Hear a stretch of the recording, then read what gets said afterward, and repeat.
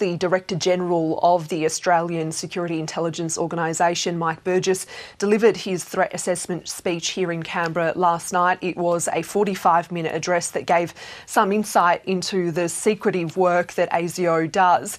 Now, some might recall 2 years ago, Mike Burgess revealed that his agency had disrupted what he described as a nest of spies operating in Australia. Well, last night he said, in keeping with that metaphor, that they had disrupted a hive of spies, which he described as being bigger and more dangerous.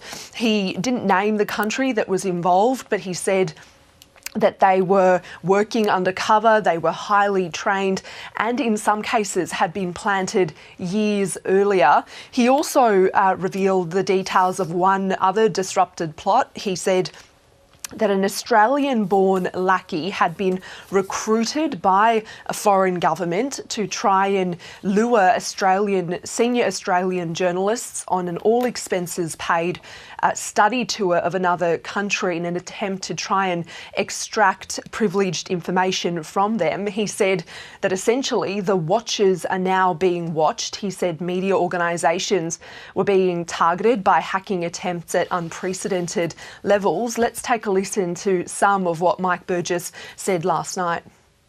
Based on what ASIO is seeing, more Australians are being targeted for espionage and foreign interference than at any time in Australia's history. More hostile foreign intelligence services, more spies, more targeting, more harm, more ASIO investigations, more ASIO disruptions. And from where I sit, it feels like hand-to-hand combat. This means ASIO is busier than ever before, busier than any time in our 74-year history, busier than the Cold War, busier than 9/11, and busier than the height of the Caliphate.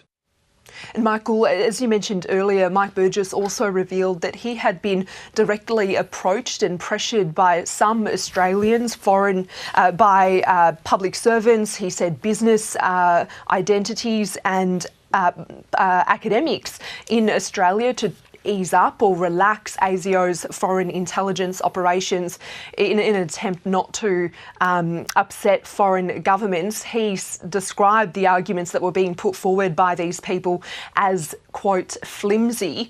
Mr Burgess also criticised former Australian military personnel who had agreed to work for authoritarian regimes. The Defence Minister, Richard Marles, last year ordered a review into that after there were reports that Australian pilots were being approached and recruited by the Chinese military. Mr Burgess said that those who did that were more like top tools, not top guns. It should be mentioned that the Prime Minister, Anthony Albanese, will be delivering a speech later today at the National Press Club with a focus on national security.